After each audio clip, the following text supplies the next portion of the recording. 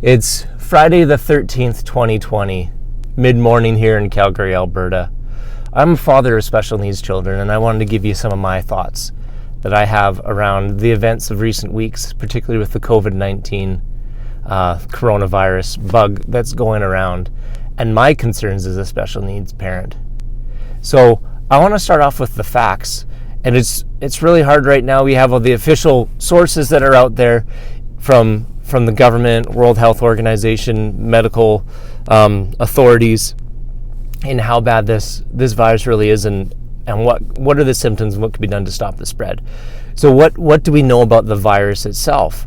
Right now we have this new bug that was first documented in December 13th in China. There is no known immunity naturally to this throughout the world that people might have, and currently there's no vaccine against it. And what else? People can be carrying it for a few days and spreading it before they display any symptoms. That's one of the most alarming things to me about this, and what can we do to minimize the spread.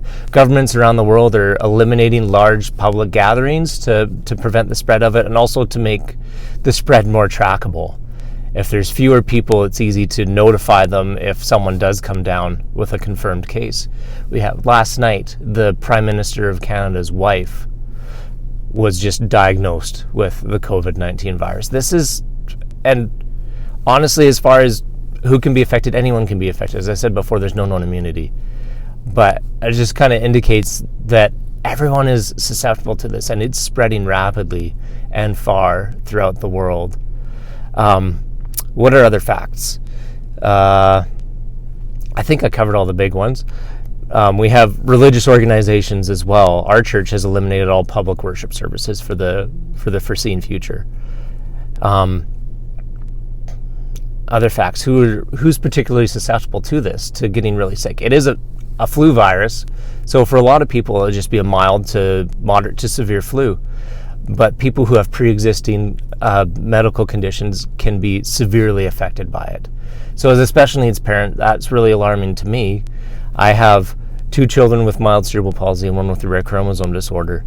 Two of my kids, if they get sick from this, they could get really, really sick because they have compromised immune systems. I have a niece with a severely compromised immune system. She has the same chromosome disorder as my son, except she's more severely affected. And if she were to get this, she may not survive. So that's alarming to me as a family. And that's where my main concerns stem from, is not, yes, I am concerned about minimizing the spread, but what can I do to prevent this from getting inside my home? And I think as other parents out there of children or special needs children, or that have other people in their homes that stand to be more severely affected by it, I think our thoughts should shift not only to what can we do to minimize the spread, but what can we do to prevent this from getting inside our home. Also, my stepfather has multiple sclerosis, and it's moderately advanced with him. So if he were to get this, he may not survive as well. So this hits really close to home for me, and I'm sure this is hitting close to home to a lot of other parents, just people out there who have people that are affected. And I think specifically all those with special needs children that have compromised immune systems. How can this affect them? And I think we need to shift our thoughts into what can we do to minimize the spread. Maybe it's a time to think of, before our schools shut down to prevent the spread, maybe we need to keep our kids home to begin with. But then how does that affect our jobs? This is a really hard situation to be in. There's nothing in my lifetime, and my mom was over last night, nothing in her lifetime that compares to what we're going through with the coronavirus.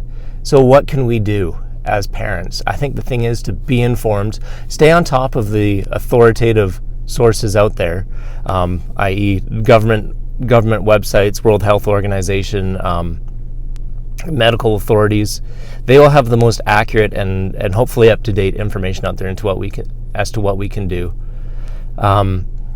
Be educated into how this might affect your family and what symptoms to look out for. And then also trust your gut.